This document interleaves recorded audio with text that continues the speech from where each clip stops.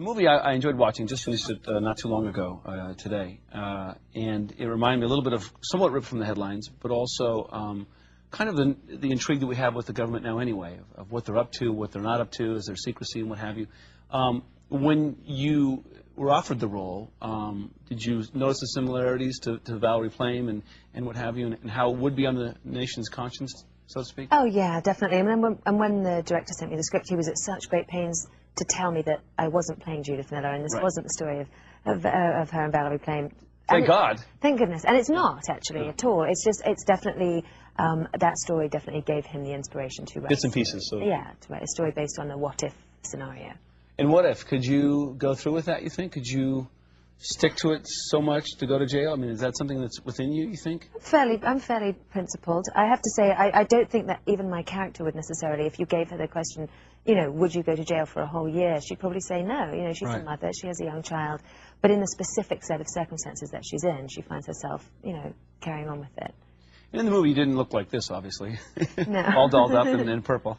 Were the prison scenes tough? Was that shooting, was that grueling? Because you're almost in every scene. Yeah, it was tough because we did it almost in sequence, which was amazing because we don't usually get to do that. Yeah, and it was lovely. So the end of the movie really was basically 3-4 weeks of constant jail for me. And the director really warned me, like, you're going to get very depressed, you know, because he'd spent a lot of time in the jail scouting and being there. And it was a working jail, it was a functioning jail with prisoners in it. And it is depressing to see people who are incarcerated, no matter what they've done. Yeah. You know, it is hard to see people who are locked up. Did you get depressed a little bit? Did you shake it off a little bit? Everybody got a little down, yeah, everybody did. And it was the first time, I didn't bring my daughter for that part of the movie because I didn't want to bring her to a prison. So I had 3 weeks where, you know, I would go home on the weekends, but it was for me quite a separation, which... Almost the same as your character. Yeah, which actually ended up being quite useful. Well, that's what I was going to ask you. Did you use that emotion to being away from your daughter? Yeah, it was definitely an interesting, you know, synchronicity to it, for sure. How did you get the accent? Or not have one, I guess.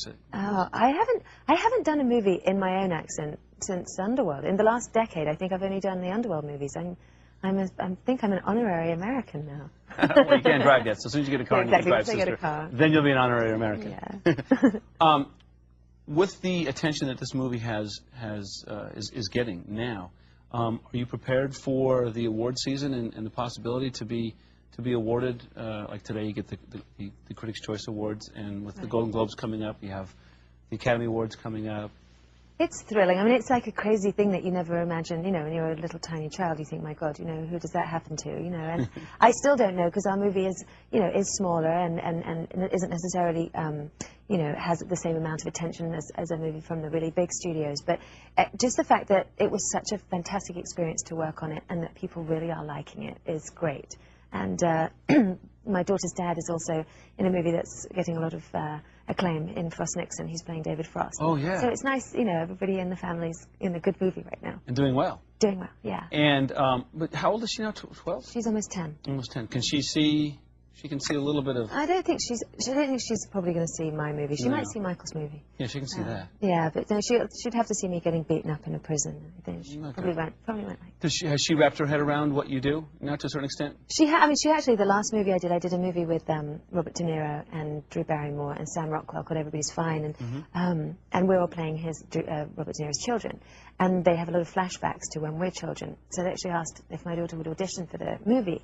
And I felt a bit on the fence about that because I thought, how awful, because she's always on the set with me. If she auditions and doesn't get it, and then has to be on the set and there's the kid that did get to play me, that would be a weird situation. But actually, she did audition and she did get it. And she shot the movie. So she had 3 scenes by herself with Robert De Niro. They were her first speaking part in the movie. I know, she's completely left us all behind. That's an amazing first job to have. Yeah. So she did an American accent and everything. And I kept having to tell her, can you just make sure people think it's really difficult? Because I keep trying to tell people it's very hard. Apparently not for her. She's already with De Niro. So. Exactly. 8-year-old can do it. A couple last questions. I've known you and your husband for a while. How have you managed to, speaking of your daughter being in the business, how have you guys managed to stay out of the spotlight, to avoid the paparazzi, to avoid the media glare, and come up somewhat normal? I mean, we do and we don't. I think maybe it's a British thing. I sort of adopt a victim mentality of, like, I can't do anything about it, so it's pointless throwing things and shouting. Do you know what I mean? I just think they're going to wait at the bottom of your road and follow you places, and hopefully you're not doing anything so spectacularly interesting as having your pants fall down that it constantly runs. You know what I mean? Because that tends to attract attention. Yes. But yeah, it's, you know, I tend to, it's a part of the job that I try not to think about that much. And you know, it's weird that my daughter's got used to, we tend to have a group of people following us when we go Christmas shopping or something, but we've all got quite good at blocking it out and pretending it's not happening.